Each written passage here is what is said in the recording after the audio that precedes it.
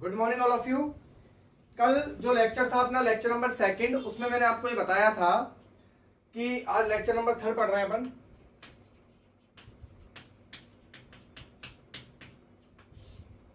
कल जो लेक्चर था उसमें मैंने आपको ये बताया था कि relation between radius of curvature and focal length, और उसका एक डेरिवेशन भी अपन ने किया था। आई थिंक वो आपने कर लिया होगा, अच्छे से समझ भी लिया होगा। r is equal to 2f उसका आंसर आया था। एक डेरिवेशन आज अपन करेंगे, लेकिन सबसे पहले अपन पढ़ेंगे image formation by spherical mirror. तो अपना अगला टॉपिक है वो है इमेज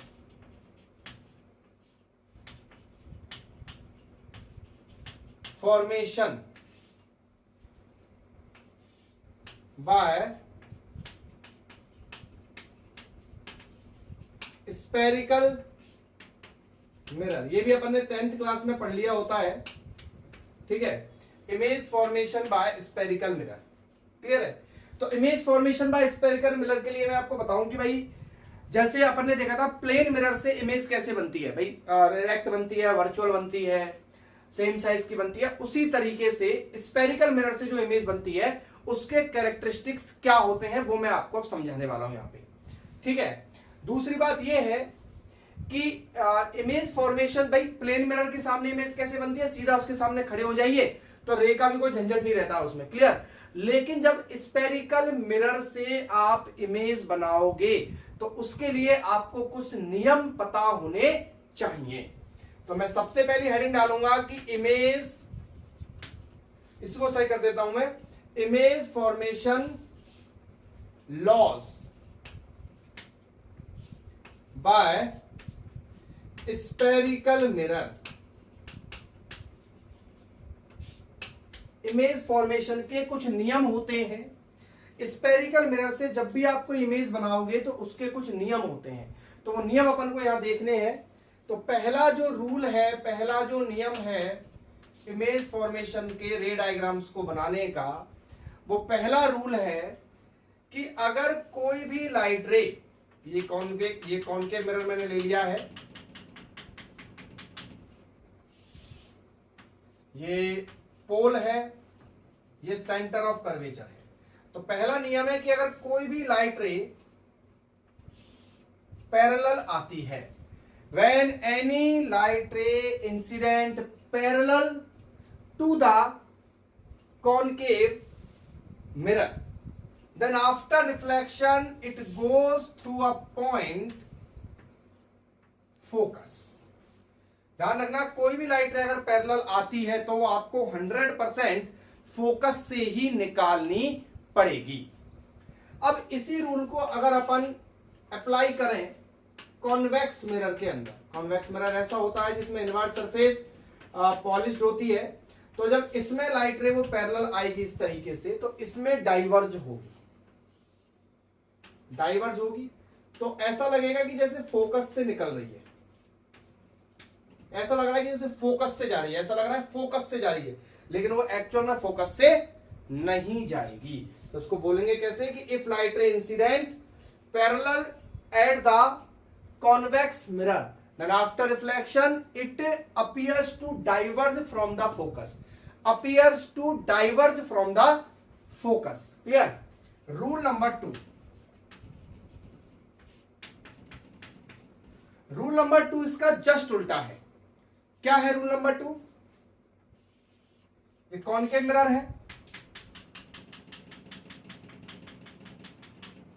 अब इसमें क्या है कि अगर लाइट रे फोकस से आती है, कहां से आ रही है, फोकस से आती है, तो रिफ्लेक्शन के बाद वो पैरेलल हो जाएगी। समझ गए? दूसरा रूल क्या है कि अगर वो लाइट रे फोकस से आती है तो रिफ्लेक्शन के बाद पैरेलल हो जाएगी। और इसी रूल को अगर अपन कॉन्वेक्स मिरर के लिए देखेंगे तो लाइट रे अगर फोकस की डायरेक्शन में आ रही है, देखो ऐसा लग रहा है कि जैसे आएगी तो सीधा फोकस में चली जाएगी, क्लियर, लेकिन ये आफ्टर रिफ्लेक्शन क्या हो जाएगी, पैरेलल हो जाएगी। समझ गए बात को? तो देखिए, when light ray comes through the focus, then after reflection it goes parallel to the principal axis, and in the case of convex mirror, if the light rays incident in the direction of focus, then it goes after refraction parallel to the principal axis. Rule number 3 है अपना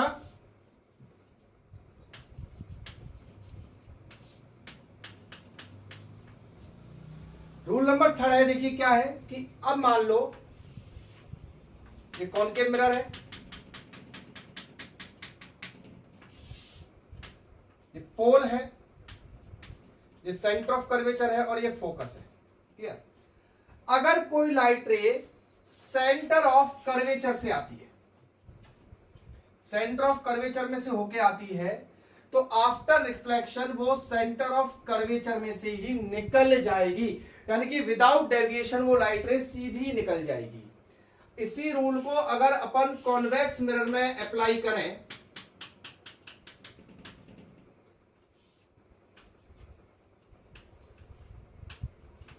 तो अगर light रे centre of curvature की direction में आती है तो वो सेंटर ऑफ कर्वेचर की डायरेक्शन में ही वापस निकल जाएगी। क्लियर है? रूल नंबर 4,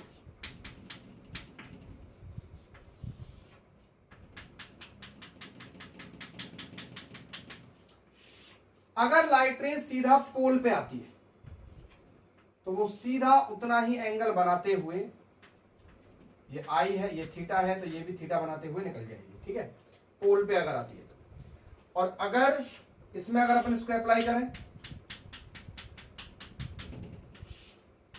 पोल पे अगर आती है तो सीधी पोल से इस तरीके से निकल जाएगी। तो आप समझ गए बात को? यानी कि पहला रूल क्या है? पहला रूल है कि लाइट रे अगर पैरेलल आएगी तो फोकस से जाएगी। दूसरा रूल है फोकस से आएगी तो पैरेलल जाएगी। तीसरा है सी से आएगी तो सी से वापस चली जाएगी, और पी से आएगी और सेम एंगल बनाते हुए पी से निकल जाएगी। 4 रूल जो है ये रे डायग्राम्स यानी कि इमेज फॉर्मेशन के लिए बहुत ज्यादा नेसेसरी है। इनको आप बहुत ढंग से याद कर लीजिए। क्लियर?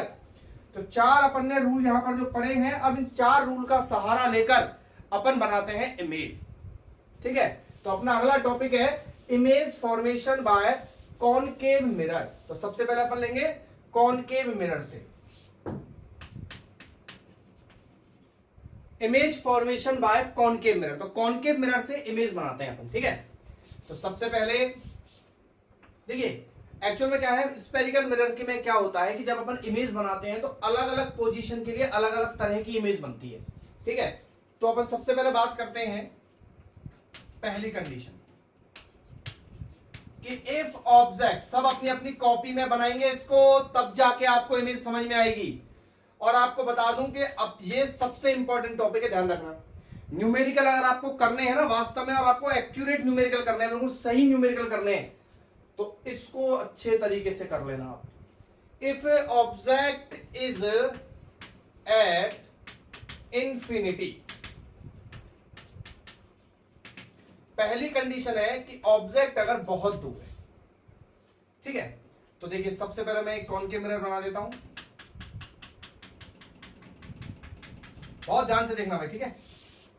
ये प्रिंसिपल एक्सिस, ये पोल, ये centre of curvature, and this is called focus. Clear? अब क्या है, लाइट आई इस तरीके से पैरेलल, पहला रूल लगाया, कोई भी 2 नियम लगाने हैं आपको। ठीक है? और ये फोकस से चली जाएगी। क्लियर? दूसरा नियम लगा दो, क्या? अच्छा अब देखो क्या है कि लाइट कहां पर है, इंफिनिटी पर। तो इंफिनिटी पे जो ऑब्जेक्ट है उसको ऐसे लिया जाता है। तो यहां से लाइट चली गई, एक लाइट यहां से भेज दो आप, तो ये भी पैरेलल गई है, तो कहां से निकलेगी, फोकस से निकल गई। तो दोनों लाइटें कहां मिली, फोकस पे मिली। क्लियर है? देखिए क्या होता है, मैं आपको वापस समझा देता हूं कि जब भी आपको ऑब्जेक्ट इन्फिनिटी पे मानना है तो आप उस ऑब्जेक्ट को इस तरीके से मानेंगे, क्योंकि बहुत दूर है तो ऑब्जेक्ट की कोई पोजीशन सही हमको पता नहीं हो पाती, इसलिए अपन उसको ऐसे मानते हैं। तो लाइट रे पैरेलल गई, यहां से फोकस से निकलेगी, लाइट रे यहां से पैरेलल गई, फोकस से निकलेगी। ठीक है? तो दोनों लाइट रे कहां जाकर मिलेंगी, फोकस पे मिलेंगी। तो लाइट रे कहां मीट, अच्छा लाइट रे एक्चुअल मीट कर रही है, एक्चुअल मीट कर रही है, इसलिए इमेज कैसी बनेगी, रियल। रियल इमेज हमेशा कैसी होती है, इन्वर्टेड। रियल इमेज हमेशा कैसी होती है, इन्वर्टेड। कहां बनी इमेज, फोकस पे, तो लिखेंगे एट फोकस। अच्छा कैसी बनी? Point size. कैसी बनी बच्चों? पॉइंट साइज इमेज बनी। तो अब ध्यान रखें कि अगर कॉनकेव मिरर के सामने ऑब्जेक्ट को इन्फिनिटी पे रख दिया जाता है तो रियल इमेज बनती है, इन्वर्टेड इमेज बनती है, फोकस पे बनती है और पॉइंट साइज बनती है। दूसरा केस है कि अब मैं ऑब्जेक्ट को थोड़ा सा, ये सीधा यहां पे, अब मैं ऑब्जेक्ट को थोड़ा सा आगे बढ़ा रहा हूं और मैं रख रहा हूं ऑब्जेक्ट को, अब की बार object is between infinity and focus, infinity and centre of curvature, infinity and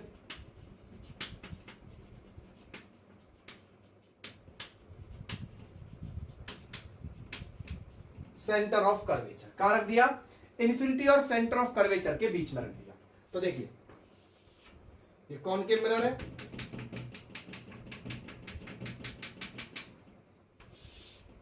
ये पोल है, ये फोकस है, ये सेंटर ऑफ कर्वेचर है। क्लियर? तो अब की बार हमने ऑब्जेक्ट को रख दिया है यहां पे।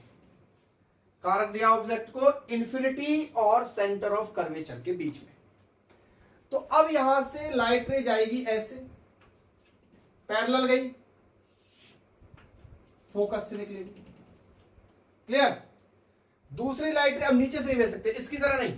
अब तो भाई ऑब्जेक्ट जो है वो इंफिनिटी और सेंटर ऑफ कर्वेचर के बीच में, तो उसकी साइज हमको पता है, तो इसलिए अपन उसको अब इस तरीके से यहां पर थोड़ा सा आगे सरका के रखेंगे। तो दूसरी लाइट रे भी आपको यहीं से भेजनी है। लाइट रे यहां से गई, फोकस से गई, तो कैसे आएगी? पैरेलल हो जाएगी। देखो पहली गई पैरेलल तो फोकस से हो गई, दूसरी गई फोकस से तो पैरेलल हो गई, और यहां पर जाके ये दोनों आपस में मिल रही हैं। क्लियर? तो ये यहां बनेगी इसकी इमेज।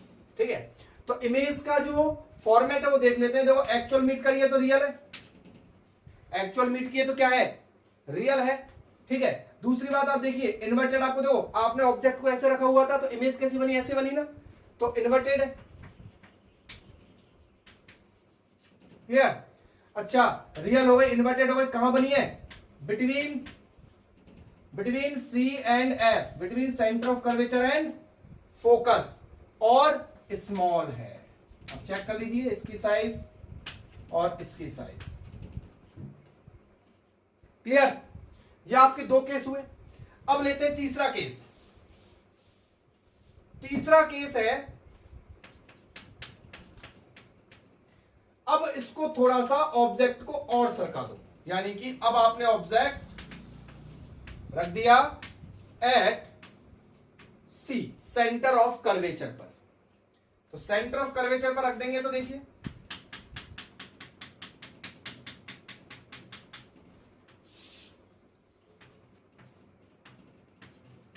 यहां रख दिया ऑब्जेक्ट को सेंटर ऑफ।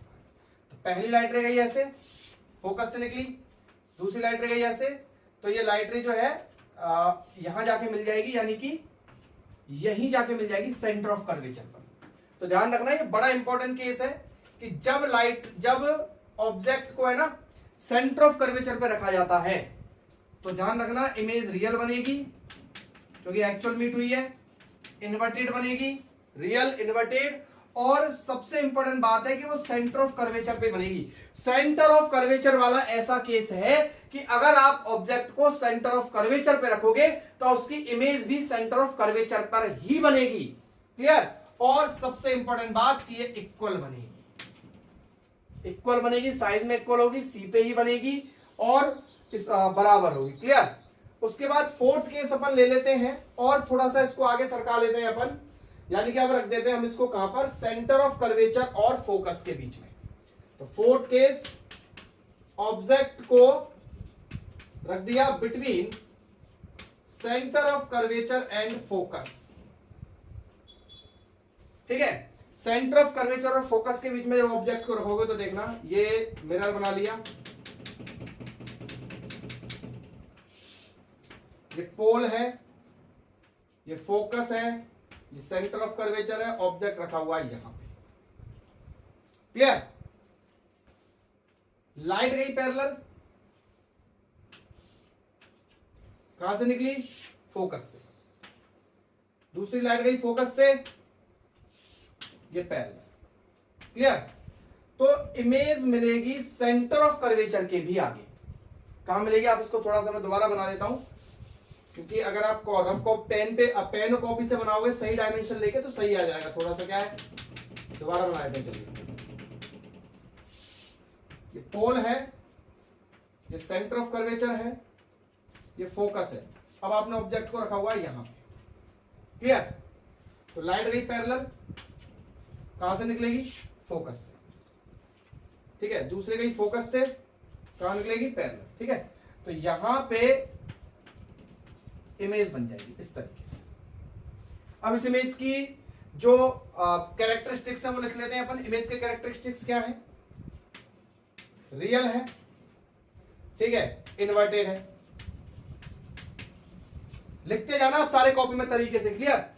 अब देखिए कहां बनी है, between infinity and C. Infinity का साइन है, पता है ना, इंफिनिटी एंड सी। और देखिए कैसी है, लार्ज है। देखने से भी पता लग रहा है, देख लीजिए ये ऑब्जेक्ट है ऊपर और ये इमेज है, तो इमेज थोड़ी कैसी है, लार्ज है, क्लियर। चलिए, तो ये उसके बाद लेते हैं अपन फिफ्थ केस। बता देता हूं मैं इसको। फिफ्थ केस में अपन कहां रखेंगे ऑब्जेक्ट को, अब सी और एफ के बीच में रख दिया, तो अब रख दो एट फोकस। अब इमेज को अपन ऑब्जेक्ट को अपन फोकस पे रख देते हैं।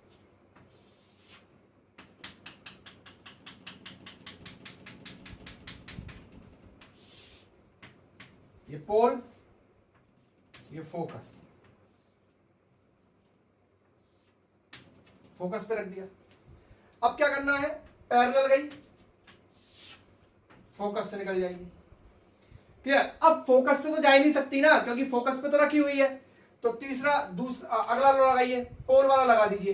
पोल से गई तो सीधी पोल से निकल जाएगी। देखो लाइट रे कैसी हो गई, पैरेलल हो गई। और याद करो पहला रे डायग्राम, उसमें क्या हुआ था, जब पैरेलल लाइट रे आई थी तो ऑब्जेक्ट कहां था, इंफिनिटी पे था। अब पैरेलल लाइट रे जा रही हैं तो इमेज कहां बनेगी, इंफिनिटी पे बनेगी। तो इमेज जो इसमें बनेगी वो कहां बनेगी, पहली बात तो रियल बनेगी, दूसरा आपके अपन बोलेंगे कि भाई इन्वर्टेड बनेगी, ठीक है। और कहां बनेगी, एट इंफिनिटी, क्योंकि पैरेलल है, ठीक है। और कैसी बनेगी, लार्ज। बहुत इंपॉर्टेंट है, ध्यान रखना इसको, क्लियर। उसके बाद अपन ले लेते हैं लास्ट केस अपना, देख लीजिए इसको, ठीक है। उसके बाद अपन ले लेते हैं लास्ट केस जो है वो 6 नंबर का केस है अपना।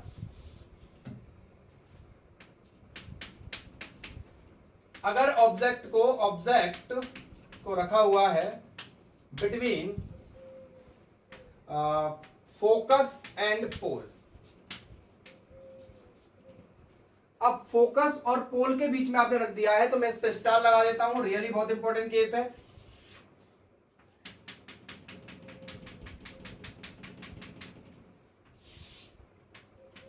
ये पोल, ये फोकस, ये सेंटर ऑफ कर्वेचर, यहां रख दिया। अब पहली जो रे है, ऐसा तो नहीं कर सकते पैरेलल जाएगी, तो फिर फोकस तो पीछे रह गया, ठीक है। तो इसमें पहला लॉ तो ये लगा देते हैं भाई, ये पोल से गई तो पोल से सीधी निकल जाएगी इस तरीके से।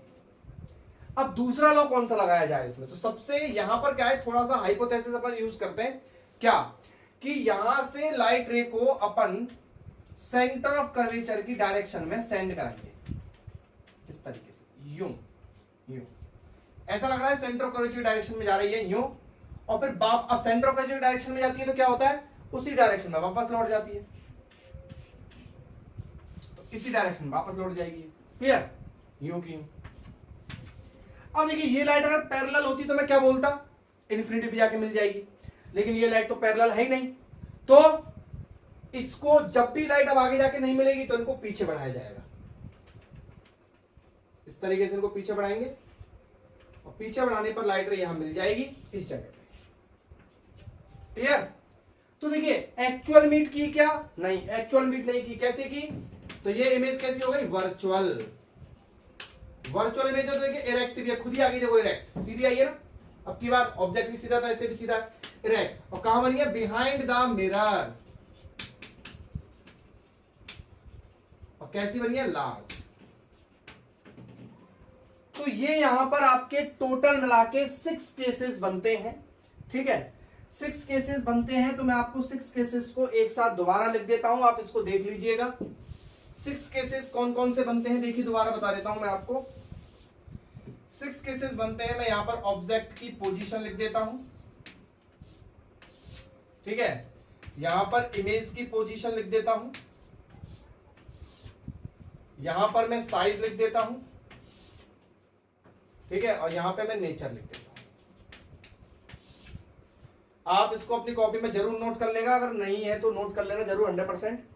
तो सबसे पहला कंडीशन थी कि ऑब्जेक्ट रखा है इन्फिनिटी पे, ठीक है। दूसरी कंडीशन थी बिटवीन इन्फिनिटी एंड सी। तीसरी कंडीशन थी एट सी। चौथी कंडीशन थी बिटवीन सी एंड एफ।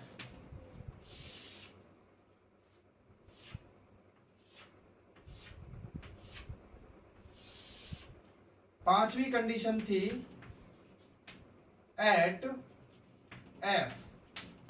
और छठी कंडीशन थी बिटवीन एफ एंड पी। तो ये 6 कंडीशन थी आपके पास, infinity, between infinity and c, at c, between C and f, at f, between f and p. Image बनी थी यहां पे एट फोकस, इसमें बनी थी बिटवीन एफ एंड सी, इसमें बनी थी एट सी, इसमें बनी थी बिटवीन इन्फिनिटी एंड सी, इसमें बनी थी एट इन्फिनिटी, और इसमें बनी थी बिहाइंड। क्लियर। साइज की बात करूं तो इसमें पॉइंट साइज थी, इसमें स्मॉल थी, इसमें इक्वल थी, इसमें लार्ज थी, इसमें भी लार्ज थी, और इसमें भी लार्ज थी। क्लियर। और इसकी बात करूं तो इसमें real real real real real real, और लास्ट वाले केस में क्या था, वर्चुअल। ये सारे जितना भी आपको मैंने इस टेबल में बनाया है, ये सारी चीजें आपको जरूर से जरूर याद होनी चाहिए। अब इसको याद करने का एक तरीका मैं आपको बता देता हूं जो बहुत इफेक्टिव तरीका है, और वो क्या है देख लीजिए। वो इफेक्टिव तरीका क्या है, यहां पे आप लिखिए इन्फिनिटी, यहां पे आप लिखिए सी, और यहां पे आप लिखिए एफ। एक ट्रिक है याद करने की, आपसे पूरी टेबल याद हो जाएगी अभी आपको 2 मिनट में। यहां लिखिए 1, यहां लिखिए 2, यहां लिखिए 3, यहां लिखिए 4, और यहां लिखिए 5। नीचे लिखिए 1, यहां लिखिए 2, यहां लिखिए 3, यहां लिखिए 4, यहां लिखिए 5। ठीक है, इधर से मैंने 1 2 3 4 5 लिख दिया, इधर से मैंने 1 2 3 4 5 लिख दिया। ऊपर वाली चीज को मान लीजिए आप ऑब्जेक्ट, और नीचे वाली चीज को मान लीजिए आप इमेज। ठीक है। और दूसरी बात देखिए, अब पोजीशन याद करते हैं। अगर ऑब्जेक्ट नंबर 1 पे है तो उसकी इमेज नंबर 1 पे ढूंढिए, समझ गए। मतलब ऑब्जेक्ट अगर इन्फिनिटी पे है तो इमेज फोकस पे। ऑब्जेक्ट, अब सेकंड नंबर देखिए क्या है, ऑब्जेक्ट अगर इन्फिनिटी और सी के बीच में है तो इमेज सी और एफ के बीच में। क्लियर। अगर ऑब्जेक्ट तीसरे नंबर पे यानी कि सेंटर ऑफ कर्वेचर पे है तो इमेज भी उसकी सेंटर ऑफ कर्वेचर पे बनेगी। अगर ऑब्जेक्ट सी और एफ के बीच में है तो इमेज उसकी नंबर 4 पे देखिए सी और इन्फिनिटी के बीच में बनेगी। और अगर ऑब्जेक्ट फोकस पर है तो उसकी इमेज भी इन्फिनिटी पे बनेगी। याद हो गई साहब, ये तो सारी पोजीशन। और लास्ट वाली कंडीशन आप खुद याद कर लेना, उसकी कोई ट्रिक नहीं है। क्लियर। और इन सारे ही केसेस में इमेज रियल होगी, रियल होगी तो इन्वर्टेड होगी। क्लियर है। अच्छा, नंबर 3 पे नंबर 3 मिल गया, इसलिए यहां पर इक्वल, इक्वल से पहले स्मॉल और इक्वल के बाद लार्ज। अब आप इसको 1-2 बार जब अपनी कॉपी बनाओगे ना इस ट्रिक को तो आपको याद हो जाएगी। सी और सी पे 3 बराबर 3 है तो 3 बराबर 3 है तो क्या हो गया, इक्वल। यहां पर बेचारा 1-2 है, 1-2 छोटा होता है और 4-5 बड़ा होता है। क्लियर। तो उधर बड़ी बनेगी और इधर छोटी बन जाएगी। Image formation by convex mirror. तो पहला अपन ने कॉनकेव मिरर के 6 केसेस देख लिए।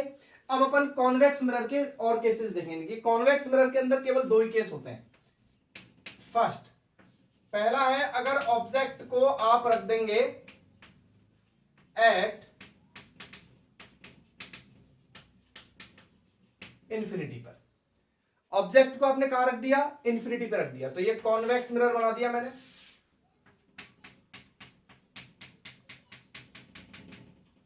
अब ऑब्जेक्ट को इन्फिनिटी कैसे रखते हैं? ऐसे रखते हैं ना, ये ऐसे करके, ऐसे, ठीक है। अच्छा, इसमें सेंटर ऑफ कर्वेचर इधर होता है और फोकस भी इधर होता है। तो लाइट गई पैरेलल, पैरेलल जाएगी तो डाइवर्ज हो जाएगी इधर, और डाइवर्ज होगी तो कहां से निकलेगी? फोकस से। यहां से लाइट गई पैरेलल, डाइवर्ज हो जाएगी, डाइवर्ज होकर कहां से निकलेगी? फोकस से। तो इमेज कहां बनेगी? फोकस पे बनेगी। कैसी बनेगी? वर्चुअल। वर्चुअल क्यों बनेगी? क्योंकि ये लाइट रे एक्चुअल में मीट तो कहीं करेगी नहीं, पीछे बढ़ाने पर मीट करिए, तो वर्चुअल बनेगी। और वर्चुअल इमेज हमेशा कैसी होती है? इरेक्ट होती है। इरेक्ट है, और ये देखो इसका साइज देखो, पॉइंट मिली है बिल्कुल, तो पॉइंट साइज बनेगी। पॉइंट पे मिली है ना, बिल्कुल पॉइंट पे है, जहां पे पॉइंट बन गया तो मतलब पॉइंट साइज हो गई। क्लियर? और कहां बनी है? At focus. क्लियर? तो ये आपका पहला केस हो गया इसमें। उसके बाद अपन यहां पर देखते हैं इसका दूसरा केस। देखिए ये सारी चीजें आपने 10th क्लास में पढ़ी हुई है, एक क्विक रिवीजन चल रहा है आप लोगों का। दूसरा केस इसमें होगा, देखिए क्या,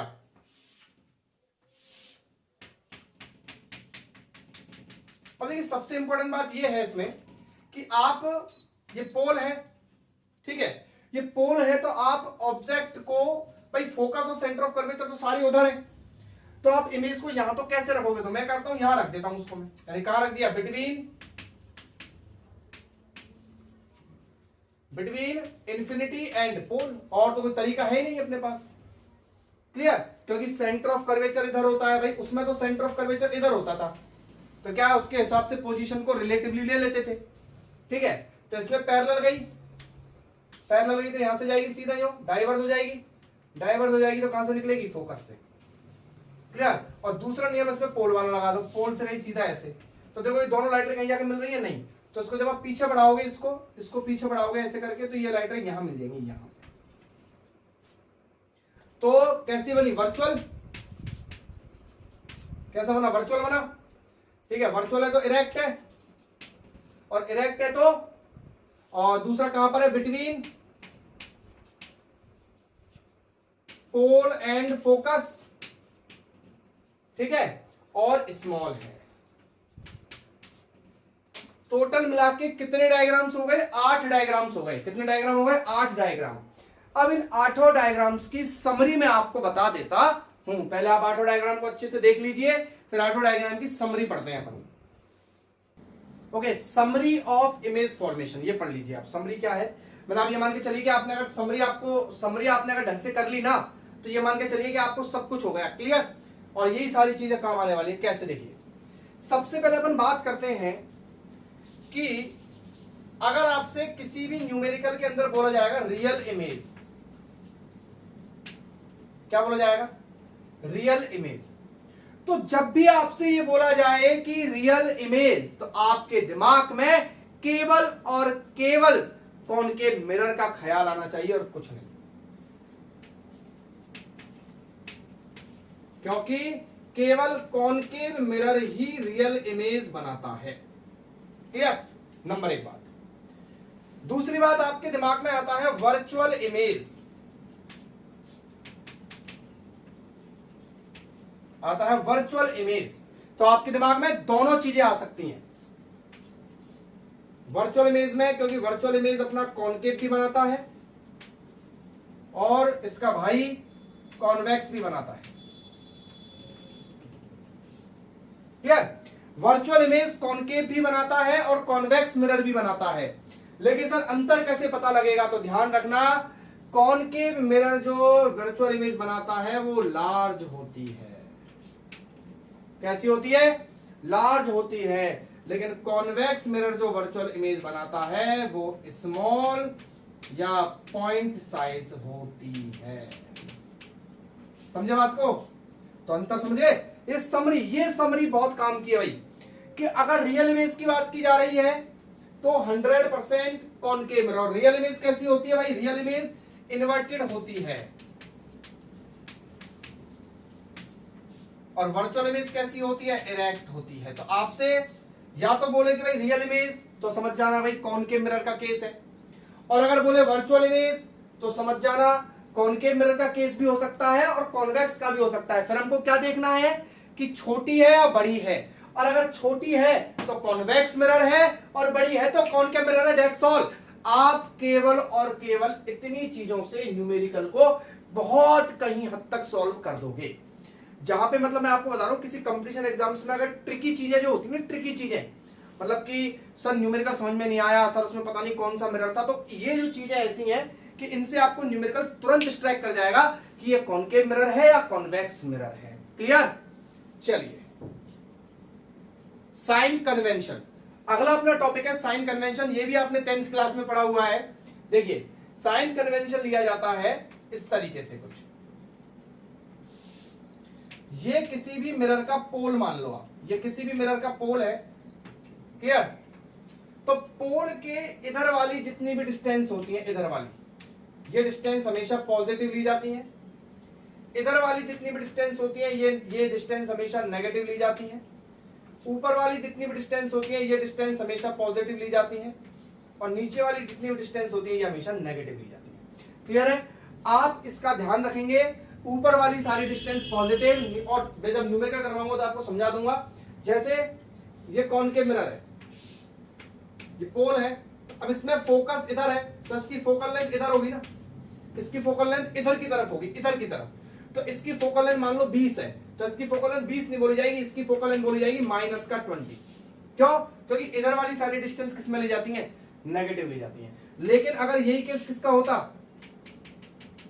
कॉन्वेक्स का, तो इसमें फोकस इधर होता है तो इसकी फोकल लेंथ इधर होगी, तो इसकी फोकल लेंथ अगर 20 है तो इसकी फोकल लेंथ प्लस का 20 ही कही जाएगी।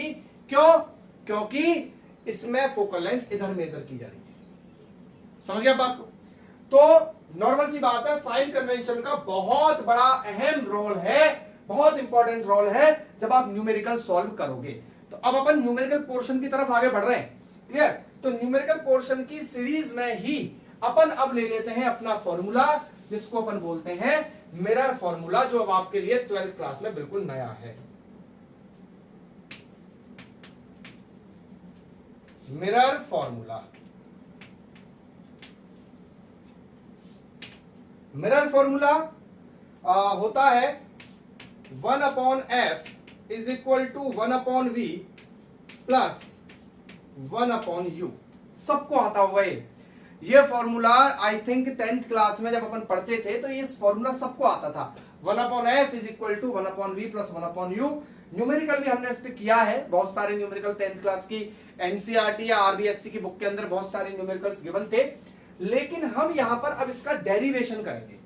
क्लियर? तो डेरिवेशन के लिए मैं क्या करने वाला हूं, सबसे पहले मैं आपको कॉनकेव मिरर बना देता हूं। ये मैंने कॉनकेव मिरर यहां पर बना दिया है। बहुत ध्यान से भाई, बहुत ध्यान से। डेरिवेशन नंबर सेकेंड है ये, लिख देता हूं मैं, डेरिवेशन सेकेंड, मिरर फॉर्मूला। अब अपनी स्पीड को थोड़ा सा कम कर दूंगा मैं, और ध्यान से देखिए। ये पोल, ठीक है, यहां पर ऑब्जेक्ट रखा हुआ है, ये ऑब्जेक्ट है, इस ऑब्जेक्ट से लाइट चली, इस तरीके से लाइट रही, फोकस से गई, दूसरी यहां से ले लेता हूं, और ये इमेज जो है वो यहां बन गई। ठीक है भाई? तो क्या किया मैंने, लाइट रे पैरेलल गई, फोकस से निकली, फोकस से गई, और ये पैरेलल।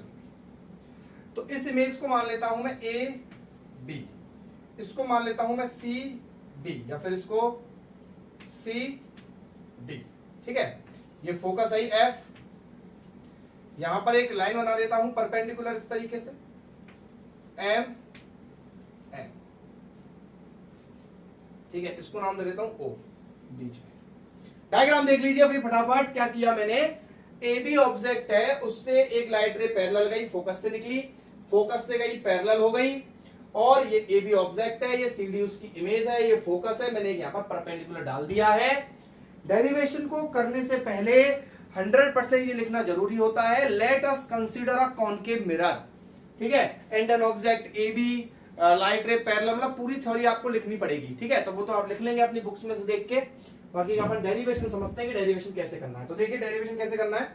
हाँ भाई, तो सबसे पहले आपको इसमें क्या करना है, डेरिवेशन करने के लिए आपको थोड़ा सा सिमिलरिटी जो आपने 10th क्लास में पढ़ी थी, ट्राइंगल चैप्टर जो पढ़ा था, उसकी एक चीज यहां पर यूज होगी। कैसे होगी देखिए, सबसे पहले क्या करना है आपको, ये जो ट्राइंगल दिखाई दे रहा है आपको ABF दिख रहा है आपको, ABF, और एक दिख रहा है ONF, ABF और ONF। क्लियर?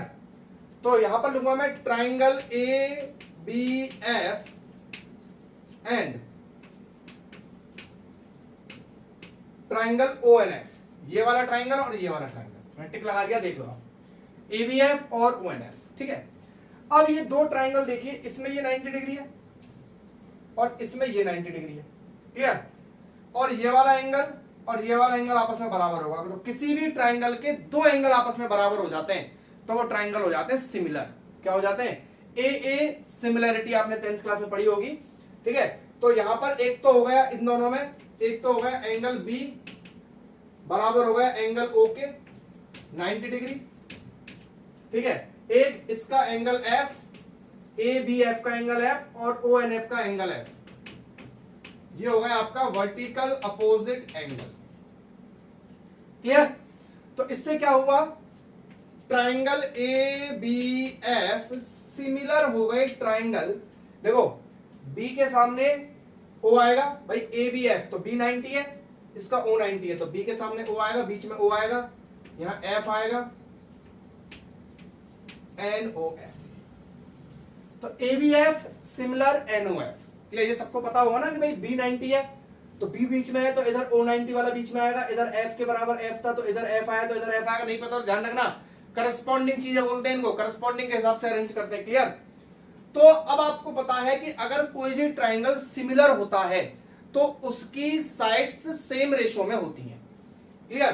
तो ये हो जाएगा AB अपॉन NO बराबर BF अपॉन OF बराबर AF अपॉन NF। कैसे? देखो, AB अपॉन NO, इधर BF इधर OF और इधर AF अपॉन NF। ठीक है, इक्वेशन नंबर 1 बहुत आसान है, वापस बता देता हूं। इन दोनों ट्राइंगल को सिमिलर किया, बस कुछ नहीं किया। क्लियर? अब इन दोनों ट्राइंगल्स को हटा दो, अब इसको ले लो, इसको और इसको, यानी कि ट्राइंगल COF और MOF। तो triangle COF and triangle MOF। तो COF में एंगल O 90 और इसमें सॉरी CDF है ये, तो इसमें एंगल D 90 और इसमें एंगल O 90, इसमें एंगल D 90 और इसमें एंगल O 90। और देखिए F जो है इसमें भी वर्टिकल अपोजिट और इसमें वर्टिकल अपोजिट, तो इसका भी एंगल F और इसका भी एंगल F जो है वो वर्टिकल अपोजिट एंगल है। ठीक है भाई, तो ट्राइंगल CDF सिमिलर ट्राइंगल, देखिए D के सामने O आएगा, अच्छा ठीक है, MOF। ठीक है बच्चों, तो यहां पर हो जाएगा CD अपॉन MO बराबर DF अपॉन OF बराबर DF बराबर CF upon MF। Equation number 2।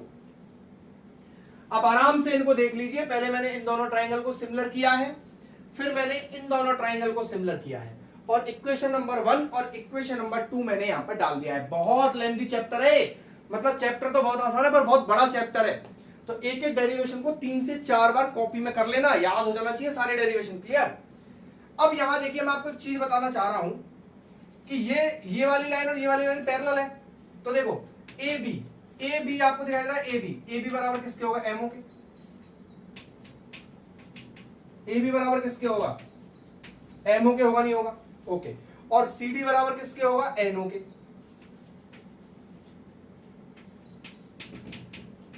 होगा नहीं होगा, बता दो। AB बराबर MO के और CD बराबर NO के। अब यहीं से कहानी स्टार्ट हो जाती है। देखो कैसे, ये जो है ना CD, इस CD की जगह लिख सकता हूं NO, इस CD की जगह क्या लिख सकता हूं? NO, और इस MO की जगह क्या लिख सकता हूं? AB। क्या होगा ये? इसका मतलब ये है NO अपॉन AB, और देखो NO अपॉन AB किसके बराबर है? OF अपॉन BF के और NF अपॉन AF के, है या नहीं? अब चेक करो, देखो ये CD अपॉन MO है, और CD किसके बराबर है, NO के, और AB किसके बराबर है, MO के। तो इसका मतलब ये क्या है, ये है NO अपॉन AB, ये है NO अपॉन AB। तो NO अपॉन AB किसके बराबर होगा, DF अपॉन OF के, और CF अपॉन MF के, बराबर किसके हुआ, देखो अब NO upon AB, NO upon AB किसके बराबर हुआ, यहां से देखो OF अपॉन BF के बराबर NF अपॉन AF के। समझ गए ना भाई, भाई CD किसके बराबर है, NO के बराबर है, MO किसके बराबर है, AB के बराबर है। तो ये हो गया आपका यहां से NO अपॉन AB, और NO अपॉन AB किसके बराबर, तो ये सारी चीजें आपस में बराबर हो गई उल्टी होके। क्लियर। अब मैं इसको यहां से मिटा रहा हूं, थोड़ा सा नोट कर लेना आप रोक के वीडियो को, ठीक है। यहां पे अब आप इसमें से केवल और केवल वो वाली चीज निकाल लीजिए जो इस लाइन पर आती है, ठीक है। तो देखो NO लाइन पर आ रहा है क्या, NO नहीं, NO लाइन पर नहीं आ रहा। DF लाइन पे आ रहा है, DF बिल्कुल DF लाइन पे आ रहा है, OF लाइन पे आ रहा है, CF लाइन पे आ रहा है, CF नहीं, ये तो ऐसे तिरछा जा रहा है, मुझे इस लाइन पर चाहिए, इस लाइन पर नहीं आ रहा।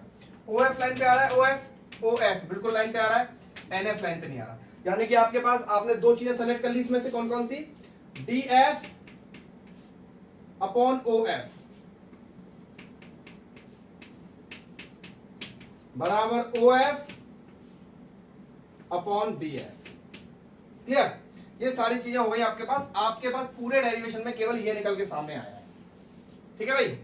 क्या करना है, ये दोनों ट्राइंगल बराबर करने हैं, ये दोनों ट्राइंगल सिमिलर करने हैं, और फिर उल्टा देखना है, उनका बराबर निकलेगा। क्लियर। वीडियो को रिवर्स करके वापस देखो, तो DF अपॉन OF बराबर OF अपॉन BF। जिनको समझ में नहीं आया, ऐसा नहीं कि सब बच्चे रिवर्स करके देखना वापस, ठीक है। तो DF अपॉन OF, अब देखो क्या करते हैं, अब आप ये देखो यहां से लेके यहां तक ऑब्जेक्ट, और ऑब्जेक्ट डिस्टेंस होती है U। क्या होती है ऑब्जेक्ट डिस्टेंस, U होती है। क्लियर। इमेज ये है, इमेज डिस्टेंस होती है V, सबको पता होना चाहिए, नहीं पता तो देख लो।